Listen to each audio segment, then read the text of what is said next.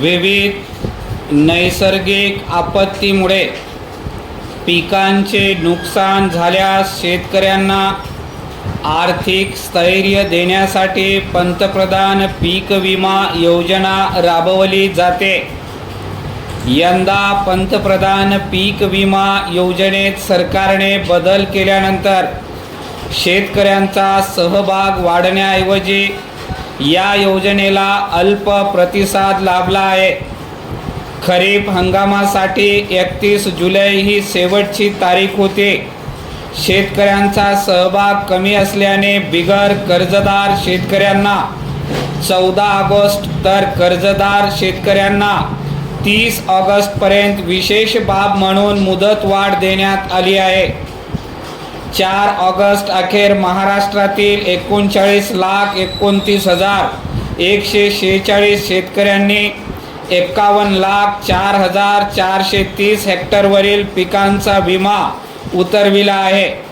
त्यासाठी शेतकऱ्यांनी 471 कोटी 42 लाख रुपये तर राज्य आणि केंद्र सरकार यांनी प्रत्येकी 830 कोटी याप्रमाणे एकूण 2,131 कोटी रुपयांचे विमा संरक्षित रक्कम विमा कंपनींना दिलेली आहे। परिच्छेद गेल्या वर्षीच्या खरीप हंगामात एकूण 1,68,42,000 शेतकऱ्यांनी 1,13,00,000 हेक्टर शेतीवरील पिकांचा विमा काढला होता। यासाठी विमा संरक्षित रकमेपोटी विमा कंपन्यांना 7,500 कोटी रुपये सरकारला द्यावे लागले होते। राज्यात गेली 2 वर्ष 1 रुपयात पीक विमा योजना राबविण्यात आली होती। या योजनेत मोठ्या प्रमाणात शेतकऱ्यांनी बनावट दस्तऐवज सादर करून विमा उतरविल्याच्या तक्रारी प्राप्त झाल्या होत्या। विम्याच्या हप्त्यापोटी खरीप आणि रब्बी हंगाम मिळून सरकारवर 9,000 कोटी रुपयांचा बोजा पडला होता। या योजनेत सरकारची फसवणूक झाल्याचे निदर्शनास आल्यानंतर सरकारने ही योजना बंद करून शेतकऱ्यांवर आर्थिक दायित्व टाकणारी आणि पीक कापणी प्रयोगाच्या आधारे नुकसान भरपाई देणारी नवी योजना यंदाच्या खरीप हंगामापासून सुरू केली आहे। परिच्छेद पीक विमा योजनेत सहभागी होण्यासाठी शेतकरी नोंदणी क्रमांक, ॲग्रीस्टॅक आणि ई पीक पाहणी बंधनकारक आहे। कर्जदार आणि बिगर कर्जदार शेतकऱ्यांना योजनेतील सहभाग ऐच्छिक आहे। ई पीक पाहणी आणि विमा घेतलेली पीक यात तफावत आढळल्यास विमा अर्ज रद्द होईल आणि भरलेला विमा हप्ता जप्त केला जाणार आहे।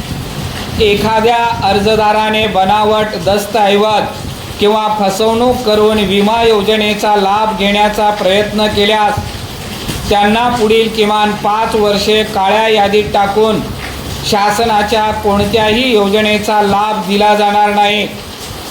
मंजूर नुकसान भरपाई अर्जदार यांचे आधार संलग्न बँक खात्यात थेट केंद्र शासन पोर्टलवरून जमा करण्यात येणार आहे।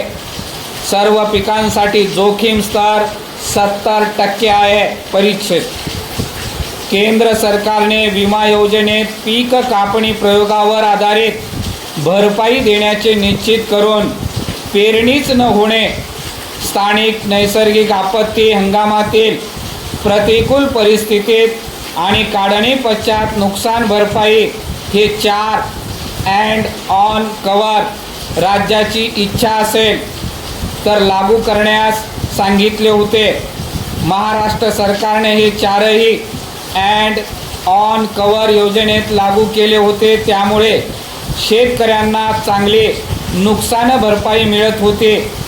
मात्र सरकारने यंदापासून पेरणी न होणे, स्थानिक नैसर्गिक आपत्ती हंगामातील प्रतिकूल परिस्थिती आणि काढणी पश्चात नुकसान भरपाई हे ट्रिगर काढून टाकले। केवळ पीक कापणी प्रयोगावर आधारित भरपाई देण्याचे सरकारने निश्चित केले आहे।